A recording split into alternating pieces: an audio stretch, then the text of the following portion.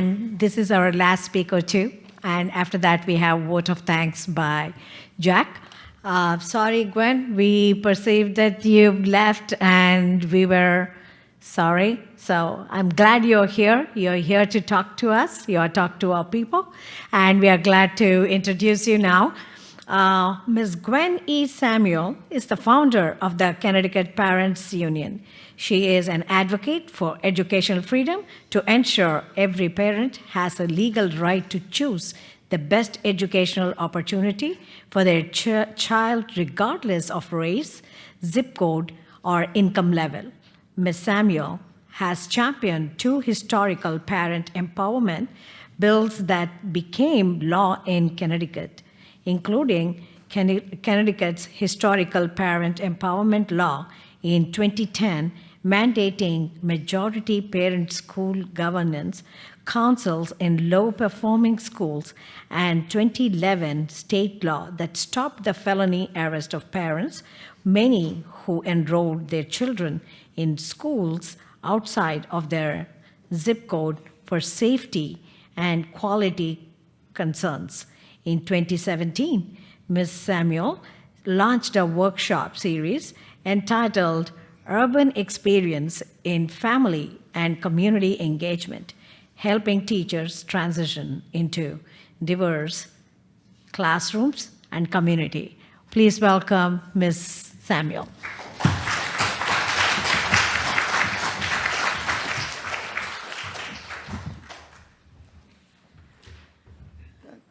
Good evening, everyone. We're going to have to talk. I know it's been a long day, a very, very long day.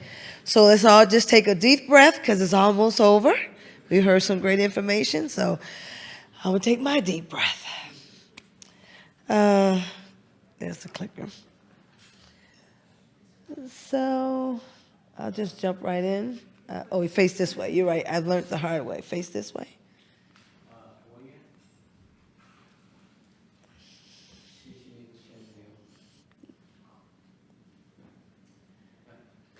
Oh, that's the end. That's okay. I'm very tired. It is the end. It's okay. Okay. So, we'll go back. So as the speaker, as the person that introduced me says, I'm Gwen Samuel, but first and foremost, I am a mom, right? I am a grandma. So by a show of hands, for those who have children or nieces or nephew, how many of you out there love your children? Sounds like a plan, right? So in the Asian community, you love your children. So guess what? Black parents love their children too. Hispanic parents love their children too. For the most part, every parent in this country loves their children, and they want what is best for them. And that's why you are here. So I decided to focus on building alliances. Because you saw the data. You have enough data to fill an encyclopedia. You have all the numbers of how great your children are doing. Because you work hard, you want what's best for your children. I watched the videos of how you rallied, you wore your T-shirts, you were loud, and they still voted no. So the question becomes, what is next?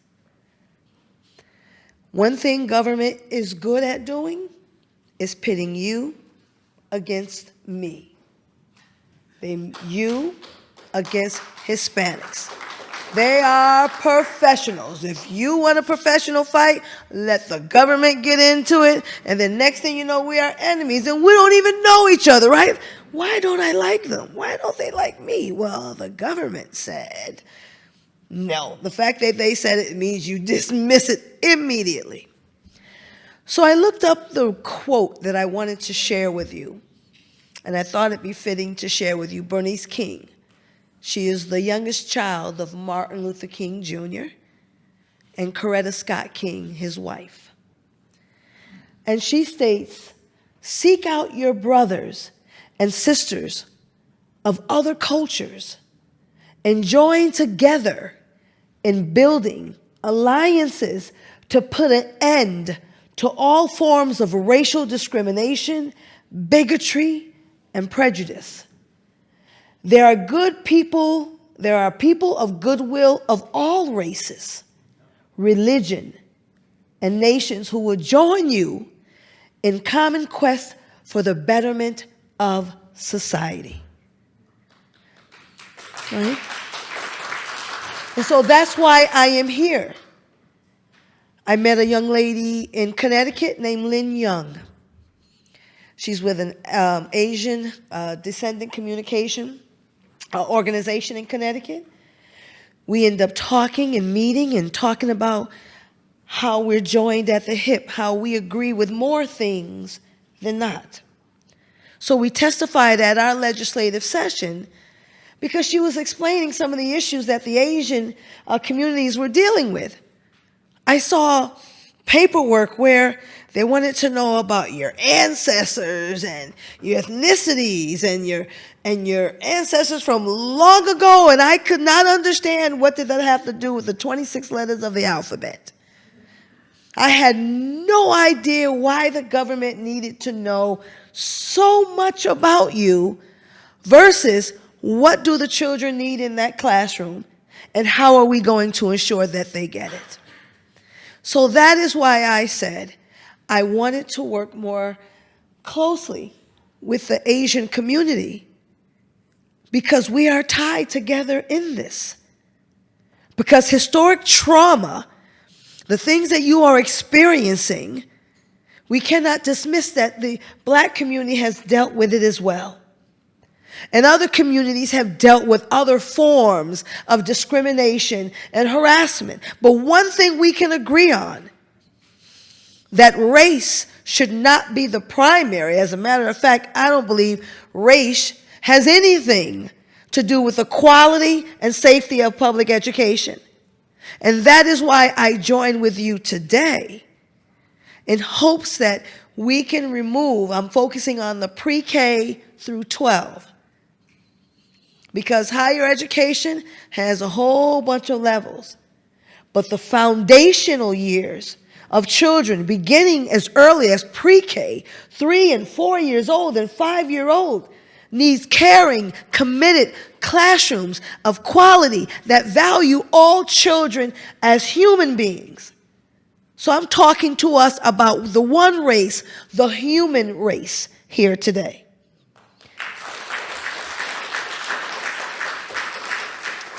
And so what I will say is I take a class in Denver, Colorado, the leadership programs of the Rockies, where I'm understanding about the founding fathers and the spirit in which the Constitution and the Declaration of Independence, and yes, America has a turbulent history of racism in this country.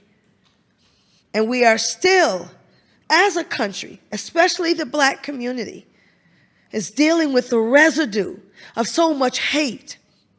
And so what I will say to you is, number one, I carry a Constitution. Ever since I took this class, I'm loving this document, okay? And we are going to have to become informed and engaged people to understand the power of the law and to hold people accountable to the highest supreme law in the land. And that is the Constitution of the United States of America. And I also want you to understand, in building these alliances, we won't always agree on everything. That's human nature. That's the beauty of America, right? The freedom to think differently. But we do agree that no child should be turned away from a safe and quality education because of the color of their skin. So by consensus, do we all agree on that? Right? And what I will encourage the Asian community as you start to build new relationships. So this is a new relationship. I was nervous coming here. Not because you weren't great people, right? But everyone as parents are passionate about your children. And so we can find ourselves being on the defense when people don't agree with us. And so the beauty about engaging different communities and diverse cultures is we find out what we do agree with on, work toward that common goal. So I spoke to someone yesterday evening, I don't remember her name, and she was saying how when she was trying to engage the Black community in her town, she felt attacked, right? And so to build alliances doesn't always need to be big audiences. Reach out, find one person, have a conversation. What's important to you? What's important to me? Because the Black community, who has a history of trauma, the likes I've never seen. In America, just last week, 2 weeks ago, there were teachers, white teachers, holding a noose. In the Black community, we were hung. We were beaten, we were hosed, we were spit on, we were raped. And this wasn't a long time ago. So as you're talking about the issues that are important to you, I need you to remember that other people have a story too. Our job is to create safe spaces, to have those tough conversations, and they will be tough. And you may not always agree. But I'm here today because I stand with you, because children are being denied access to a quality education, so that I am tired of government thinking they have to dumb down and lower standards for the Black community. And then people start to believe that Black children are inferior. I remember Dr. Wong. You know how I met Dr. Wong, Attorney Wong? On Facebook. And he caused an uproar on Twitter. I'm sorry, it was Twitter. Because as an Asian American, I love the word of Asian, right? Just Americans, I'll say. He had presented his perspective.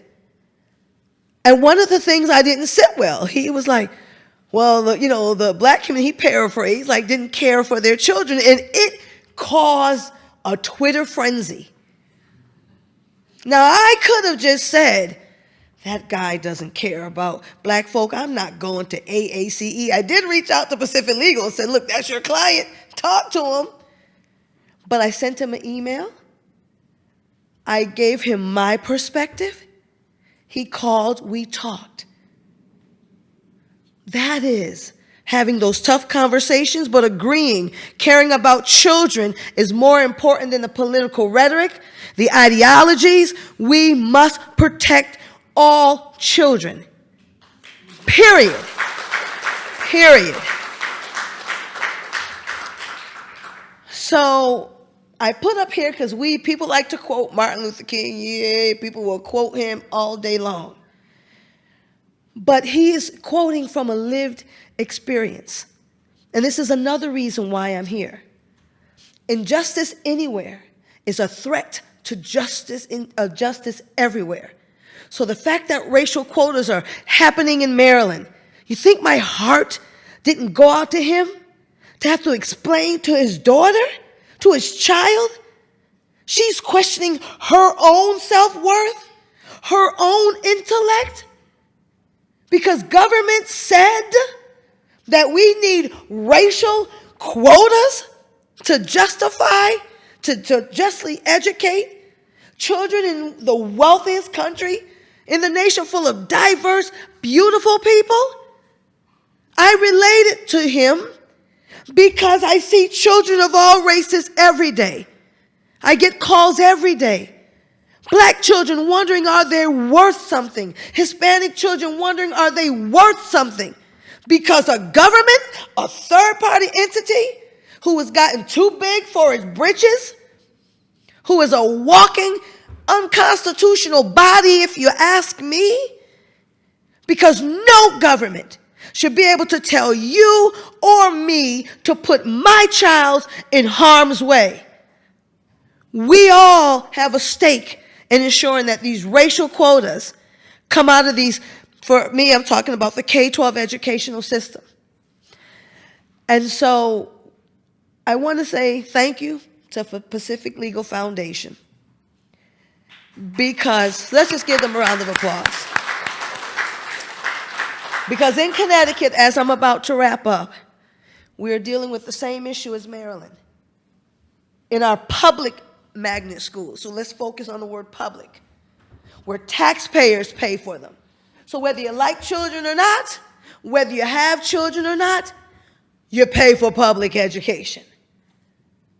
And the magnet schools in the city of Hartford, I live in Connecticut, the wealthiest state in the nation, with a city, Hartford, Connecticut, one of the top 5 poorest districts, cities in the nation. Don't even ask me how that works. So 30 years or so ago, there was a black mom, Elizabeth Horton Chef. She noticed that the suburban, more white towns around Hartford had more resources than Hartford. Fast forward, they sued, they won. The judge said it was unjust that there weren't equality or equity in resources.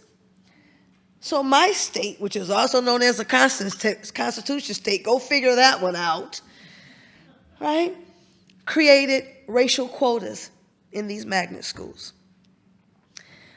The problem is, it was designed to help black and brown children have access to better schools. But instead, it was 75% black and Hispanic, 25% white, 25%, or was it 75% black and Hispanic, and the balance is between Asian and white students. So what they were doing is, on wait lists, the black and Hispanic kids couldn't even get into the magnet schools or on wait lists, even if there were available seats. So can you imagine, as a taxpayer, you're trying to invest in your future, because we're all getting older, and I want our older people to be able to take care of the senior citizens, right? So I got self-interest in this. And imagine being told you have a school across the street, a quality school, that you would be able to get a quality education. So if you moved to New York, you wouldn't have to lower the standards for the SHSAT. You can just be able to compete on your abilities. But that's not happening in Connecticut. So I'm going to show you a 1-minute clip. I hope I do this right. Please be on standby back there. Can we click on that? How am I able? I'll go back. See this blue link? That's a little video. Are you able to click on that? Because it should be a link. Yep, that should be a link. So this is a trailer. Oh, that's not, what was that? Don't tell me I did it wrong. It was supposed to be a YouTube. If you click. Well, clearly, I was a YouTube clip. Clearly, I didn't do it right. But this 1-minute trailer was speaking to different people who were talking about the racial quotas. Joshua's going to try to help me back there. And so they interviewed us, me, some other community leaders, some elected officials, and we all oppose the racial quotas. But here's the difference between Maryland and Connecticut. So when you oppose the racial quotas, the Asian community galvanized around him to support him. But imagine my hurt when the NAACP, the oldest civil rights organization in this country, supported racial quotas. The NAACP was okay with discriminating against children that look like them. So imagine how I feel that my own, the organization that helped with Brown v. Board of Education and other civil rights entities to produce equity and equality in my country, says it's okay to discriminate. It is never okay to discriminate against any child because of the color of their skin. And let's all give ourselves applause on that. So the Pacific Legal Foundation supports, some blacks and Hispanic parents are suing in the state of Connecticut. Robinson v. Wenzel. Wenzel is our Commissioner of Education. So Pacific Legal Foundation took the case last year, and they're in court. Now, my organization, the Connecticut Parents Union, is an organization that works with families to protect the educational rights of children. And those who know me, I love children. I don't care what color they are. I don't care their income level. We have an obligation as adults to not harm children. So when I found out about the lawsuit, I got a call from Indianapolis. It wasn't even Connecticut that told me about the lawsuit. It was another state. There's a group being suing. There's some discrimination happening in your town. I'm like, discrimination where? I felt like Superman or Marvel Avengers. I was ready to put the cape on and go ready to work and protect children. So when we heard about this, we went to action. We held community meetings. We spoke to people.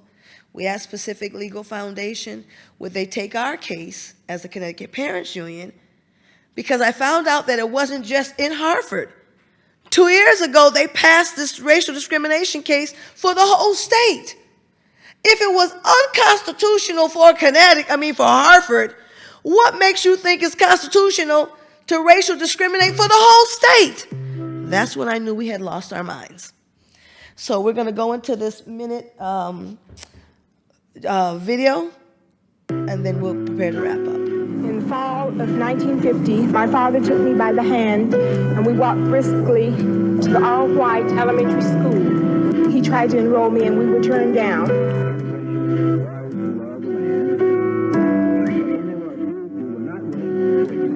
This is our school, and they are their own.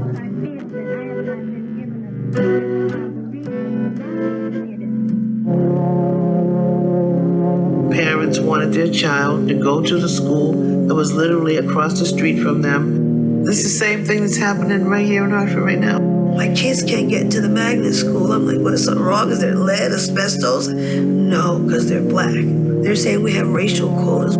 I liken it to Jim Crow 2.0. You have a magnet school in a poor community, and the students don't have access to the school because they're the wrong color. Left behind in these deteriorating schools, and they walk out of their homes and pass a school where there are empty seats. And you have to question, why would somebody fight them to do that to their children? The NAACP should be asking themselves, why didn't we answer the call of these children? PLF answered their call. So this is a little excerpt of a bigger thing. I broke down in tears. I hope they don't show that. This was a long interview process. But I'm here to say that racial discrimination is happening to us all in some form, whether it's Hispanic, whether it's Asian, whether it's black. There's discrimination against disabilities, age, right? Our country has a history of discrimination, and it's up to us as a people, regardless of color, to work together to ensure that public education works for all children. And the most important thing, if it does not, as parents, we should have the right to choose other educational options, other opportunities to ensure our children are successful. The reason why I stand with the Asian community in New York, because I have a problem with someone saying that you have to lower the standards so black and Hispanic children need to get in. And I say to every lawmaker who will watch this, and believe me, lawmakers are watching this. You know why? Because you are organizing, you are talking across communities. The most dangerous thing to big government is organized people. And the only organized people that I know so far that are controlling that space are teachers' unions. And y'all better be able to say that is the truth and the whole truth. Does that mean we don't have great teachers? Let's distinguish. You have a body that will protect its members at all costs. So we as a people need to protect our children at all costs. So one thing I would say to you as I close, that a lot of what I learned is through organizations like Yankee Institute. They were here earlier. They're a think tank. They helped me as a parent learn about public policy, how money moves, how public policy is made. So I encourage you to not just call, come on, join me here. Come on and join me there. In the military, we call that cattle call. You're just calling people and telling them to blindly join you. Help your communities understand what is at stake. Take the time to talk to your neighbors. And if you're fearful, fear, yes, it can be tough. But try one-on-ones. Speak with people one at a time. If you have a black friend, government is good to say that. White folks say, oh, I got a black friend. See, I'm not racist, right? They'll say, oh, I got an Asian friend. See, I'm not racist, right? And you see why we're laughing? Because it's okay to talk about race. We are who we are. And I have no intentions of trying to change who I am. And I want to work with all of you so that we can improve outcomes for all children. So thank you much for this opportunity. Thank you, Asian American Coalition for Education, and congratulations on your first national conference. So give yourselves a round of applause. We're closing out. Give yourselves a round of applause. All right? And thank you. Thank you. And remember, we're in this together. I'm not Bernie Sanders. It's not me. He says it's not me, it's us. I don't know what all that is. It is us, like really us. So again, thank you very much.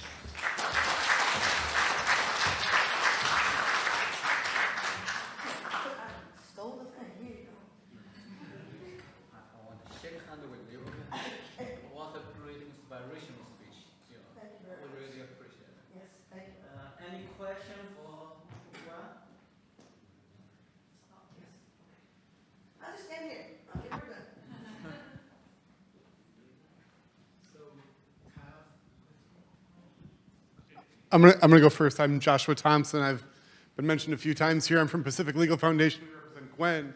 We represent WAWA.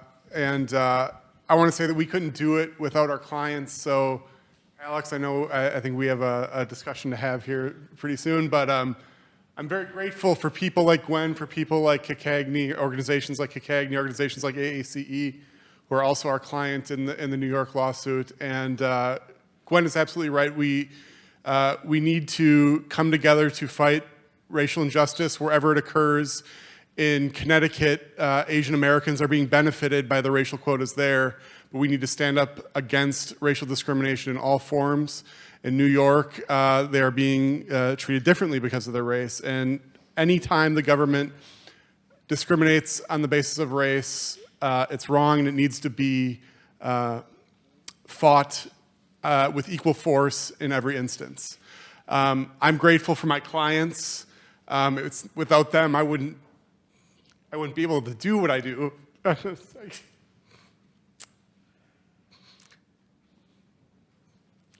It's a problem. I always get emotional at these things. That's why that's.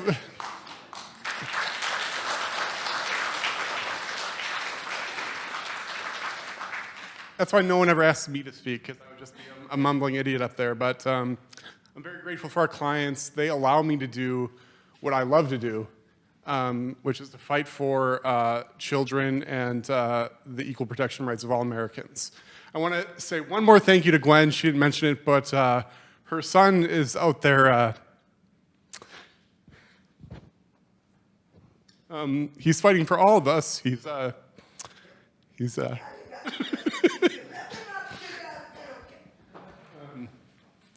he recently completed boot training. I just learned today that he may be maybe deployed quite soon. So thank Gwen for not only everything she's doing for students throughout the world, but for how she's raised her kids, for fighting for all of our rights.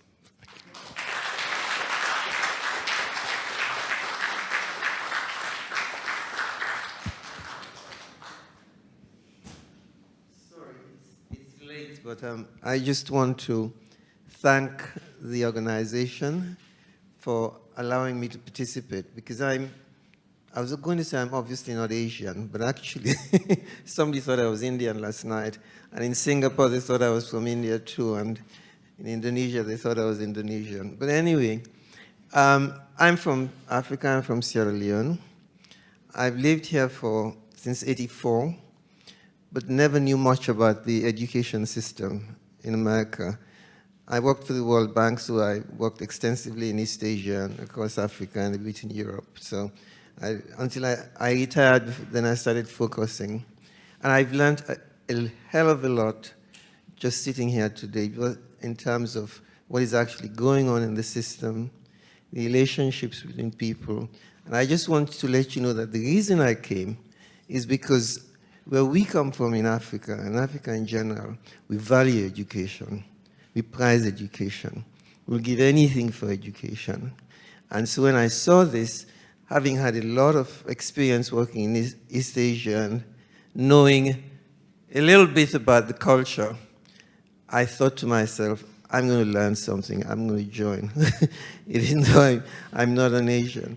And I want to thank you. And I just want to say to Ms. Samuel, one of the problems we Africans have, or have had, is that often African Americans don't actually accept us. And that, anyway, is the folklore. Although I do have some very good African American friends, okay? And as we're talking about all of these things, and you're talking about the value for education, I think we should all be building these relationships and these coalitions. And I encourage the Asian group as well, on a personal basis, on a community basis, or whatever, to help build these relationships. When we moved into our neighborhood in Potomac in '92, and we lived before that in Bethesda, it was almost entirely white. There were few Chinese living there. Now, there is a vast number of Asians living in that community. You know why? The elementary school is one of the best in Montgomery County and in Maryland. And we have a joke, my wife and I, if we go to sales and we see Asians coming out with bags, we say it's a good sale. So when you see people flocking into that area, you know there's value. And although, I mean, but there's some important things.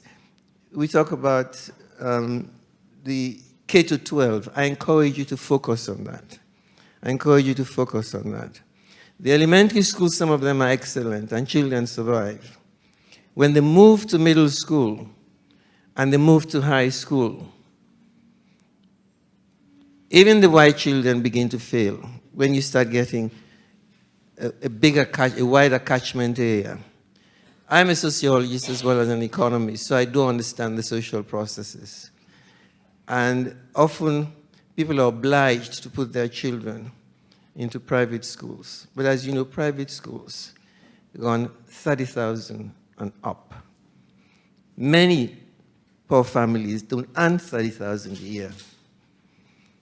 And they're talented poor people. I've worked in poor communities across the world. I see children sitting on dirt floor, and I think to myself, I wonder how many of these children have a higher IQ than I do. Because intelligence is randomly distributed, as somebody said. It's knowledge that can be acquired through intelligence and applied through intelligence. And it's a question of opportunity. And I just encourage you that we can all come together so that this country, which we all have a stake in, can make use of its human resources. The research shows that human capital is what is important. if you develop each and every individual in this country's knowledge and human capital, then the country will become competitive. But now it's been sliding, and that's not good for anybody. Thank you.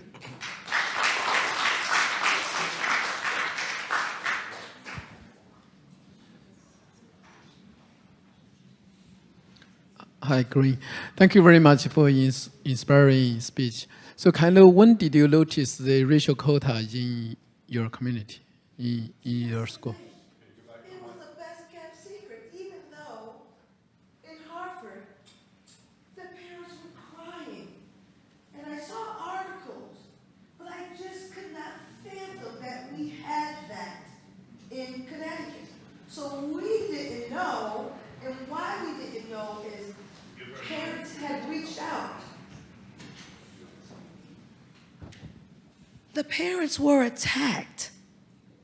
Those Black and Hispanic who were saying these racial quotas were unjust.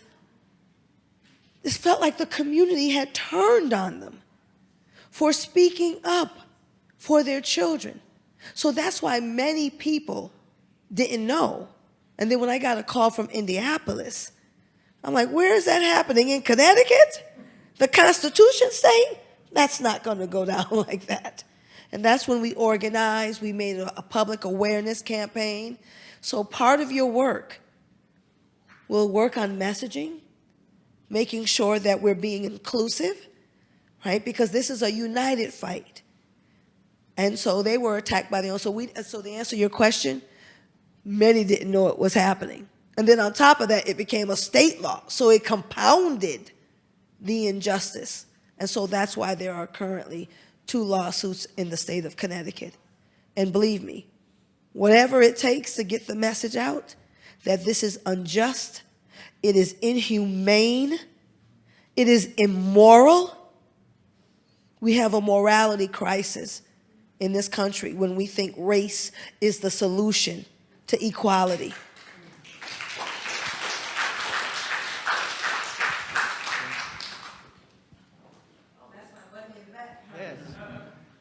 Gwen, here's a question for you.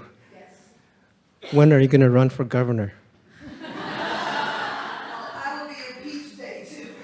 As soon as they start talking crazy about racial discrimination and quotas, I would be the lone wolf speaking loud and clear.